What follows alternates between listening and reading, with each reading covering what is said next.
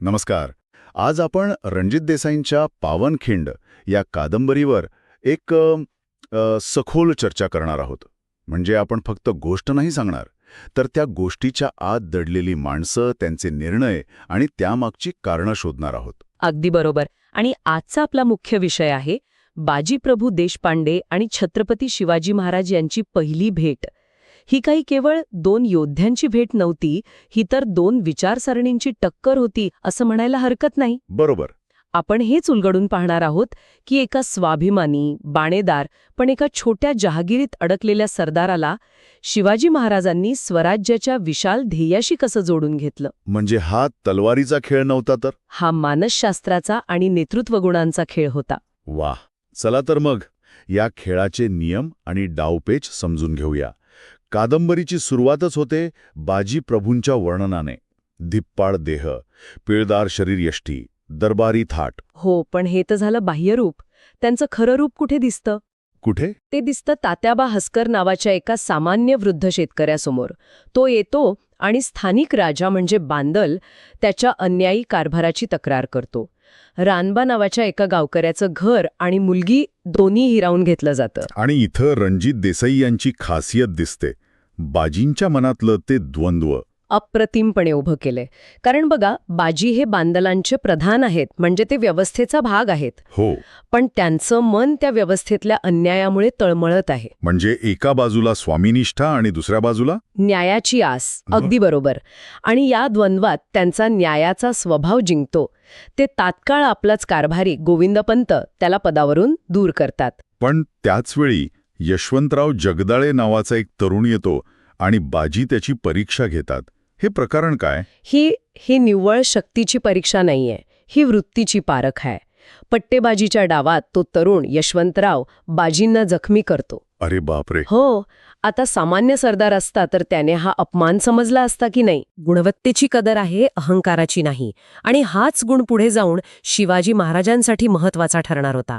म्हणजे बाजीप्रभू एकाच वेळी न्यायप्रिय आहेत आणि दुसरीकडे आपल्या स्वामीशी, बांदलांशी एकनिष्ठ.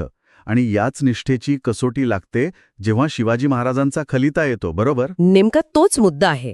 खलिता येतो आणि बांदल दरबार दोन विचारांमध्ये विभागला जातो. एकीकडे भास्कर पंतांसारखे सल्लागार जे सलोख्याचा वाटाघाटीचा मार्ग सुचवतात, आणि दुसरीकडे बाजीप्रभू जे थेट संघर्षाचा पवित्रा घेतात. जगायचं तर मानानं जगावं, हे त्यांचं तत्वज्ञान. त्यांच्यासाठी शिवाजी महाराजांशी जुळवून घेणं म्हणजे आदिलशाहीशी आणि पर्यायानं स्वतःच्या स्वामीनिष्ठेशी प्रतारणा होती. आणि मग त्यांच्याच सल्ल्यानुसार बांदलराजे एक अतिशय आक्रमक उत्तर पाठवतात. उद्या येणार असाल तर आजच या. हो, सरळ सरळ युद्धाचं आव्हान. आणि शिवाजी महाराज ते आव्हान स्वीकारतात, पण त्यांची पद्धत वेगळी आहे. अगदीच वेगळी. दिवसाढवळ्या समोरासमोर लढाई करत नाहीत. अमावस्येची रात्र निवडतात, दाट धुक्याचा फायदा घेतात आणि रोहिडा किल्ल्यावर हल्ला चढवतात. इथे महाराजांची युद्धनीती दिसते. या हल्ल्याबद्दल थोडं विस्ताराने बोलूया का? कारण यात केवळ शौर्य नाहीये, एक अचूक नियोजन दिसते. नक्कीच. ही एक प्रकारे काय म्हणतात त्याला, सर्जिकल स्ट्राईकची रणनीती होती. त्यांचे हेर आबाजी विश्वनाथ पहारेकऱ्यांशी बोलणी लावतात. त्यांना लाच देऊन किल्ल्याचा दरवाजा उघडतात. आणि मग सैन्यात गोंधळ माजवण्यासाठी गंजीखाण्याला म्हणजे धान्याचा कोठाराला आग लावली जाते. धूर आणि हर हर महादेवच्या घोषणा याने बांदलांच्या सैन्यात पूर्ण संभ्रम निर्माण होतो. विचार करा, अचानक तुमच्याच घरात शत्रू पोचला तर काय अवस्था होईल? हे तर मनोवैज्ञानिक युद्ध झालं. हो. आणि या गोंधळातच बांदलराजे मारले जातात आणि आपले स्वामी मारले गेलेत आहेत हे पाहून संतापलेले बाजीप्रभू थेट शिवाजी महाराजांना आव्हान देतात. तो क्षण कसा असेल याची कल्पनाच करवत नाही. तोच या कथेचा केंद्रबिंदू आहे.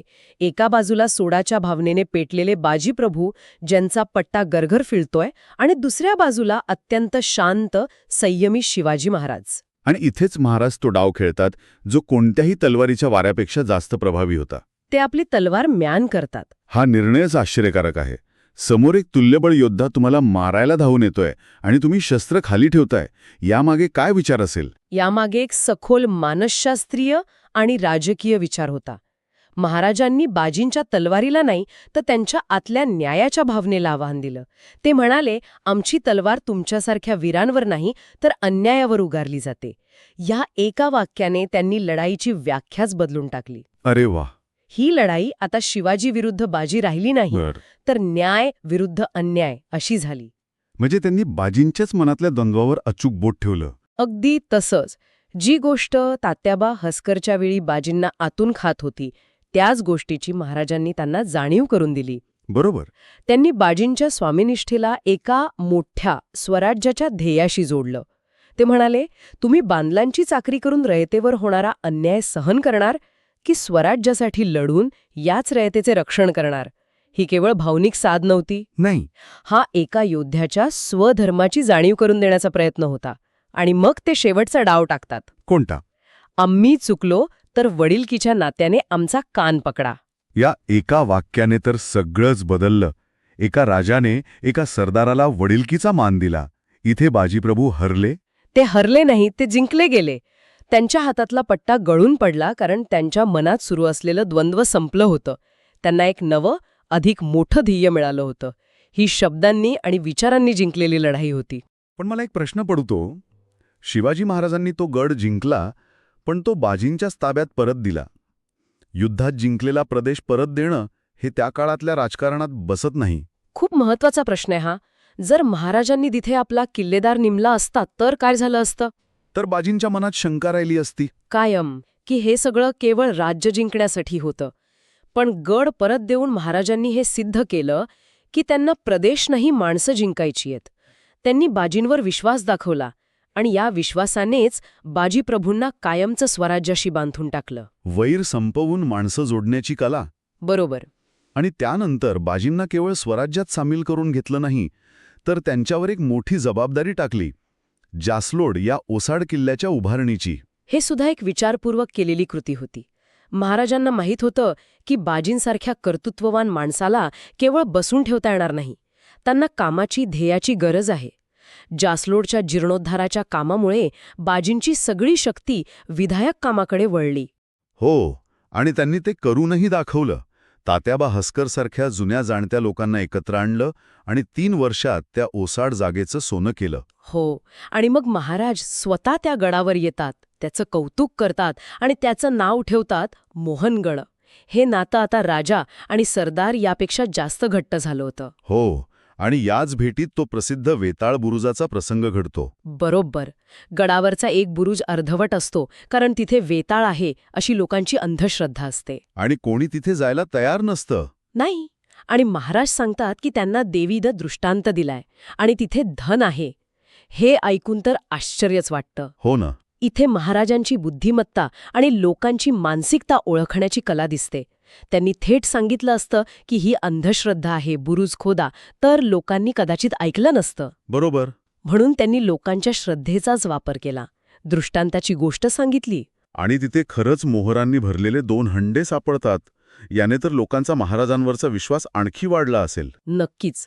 पण गंमत पुढे आहे. नंतर एकांतात जेव्हा बाजी विचारतात, तुम्हाला खरंच दृष्टांत झाला होता का? तेव्हा महाराज खरं रहस्य उलगडतात. हो. ही चाणक्य काळापासून चालत आलेली राजनीती होती. किल्ल्याचा गुप्त खजिना सुरक्षित ठेवण्यासाठी तो एका ठिकाणी पुरून त्या जागेबद्दल भूताखेतांच्या कथा पसरवल्या जात, जेणेकरून भीतीमुळे कोणी तिथे फिरकणार नाही. म्हणजे हा एका दगडात अनेक पक्षी मारण्याचा प्रकार होता. अंधश्रद्धा दूर केली, गुप्त खजिना राज्याच्या तिजोरीत जमा केला आणि लोकांचा विश्वासही संपादन केला. अविश्वसनीय आहे. यालाच म्हणतात सायकोलॉजिकल मॅनेजमेंट. लोकांच्या मनातली भीती घालवण्यासाठी त्यांच्याच विश्वासाचा सकारात्मक वापर करणं. ही एक प्रकारे त्या काळातली पॉझिटिव्ह फेक न्यूज होती असं म्हणू शकतो आपण. हा, खरंच. यातून हेच दिसतं की शिवाजी महाराज केवळ एक महान योद्धे नव्हते, तर एक उत्तम प्रशासक आणि मानवी स्वभावाचे जाणकार होते. अगदी. तर मोहनगडाचं काम पूर्ण होतं. बाजीप्रभूंसारखा एकनिष्ठ हिरा स्वराज्याला मिळतो. सगळं काही सुरळीत सुरू आहे असं वाटत असतानाच आदिलशाहीकडून एका मोठ्या संकटाची, अफजल खानाच्या स्वारीची बातमी येते. हो. आणि इथेच कथेचा हा भाग एका नव्या वळणावर येऊन थांबतो. शिवाजी महाराज बाजी आणि फुलाजींना राजगडावर बोलावून घेतात. रोहिड्यावर शब्दांनी आणि विश्वासाने जे नातं जोडलं गेलं होतं त्याची आता अग्निपरीक्षा होणार होती. आणि पुढे पावनखिंडीचा तो महापराक्रम घडला. हो, त्या नव्या आव्हानाला सामोरं जाण्याची तयारी सुरू होते. तर ह्या सगळ्याचा सार काय? आज आपण पाहिलं की नेतृत्व म्हणजे केवळ आज्ञा देणं किंवा तलवारीच्या जोरावर जिंकणं नव्हे. नाही, नेतृत्व म्हणजे समोरच्या माणसाच्या आत दडलेल्या चांगुलपणाला, त्याच्या क्षमतेला ओळखणं, त्याच्या मनातल्या संघर्षाला समजून घेऊन त्याला एका मोठ्या ध्येयाचा भाग बनवण्यासाठी प्रेरित करणं. शिवाजी महाराजांनी बाजीप्रभू देशपांडेंना जिंकलं नाही. ही पहिली भेट म्हणजे केवळ एक ऐतिहासिक प्रसंग नाही, तर नेतृत्वावरचा आणि माणसं जोडण्याच्या कलेवरचा एक वस्तुपाठ आहे. आणि यावर एक विचार करण्यासारखी गोष्ट अशी की जेव्हा दोन प्रबळ व्यक्तिमत्व एकत्र येतात तेव्हा संघर्ष अटळ असतो, पण जर ध्येय समान आणि उदात्त असेल तर तोच संघर्ष एका अटूट नात्याची पायाभरणी करतो. आणि बाजीप्रभू आणि शिवाजी महाराजांच्या नात्याचा खरा कस पुढे कसा लागला ही एक वेगळीच अधिक रोमांचक कथा आहे.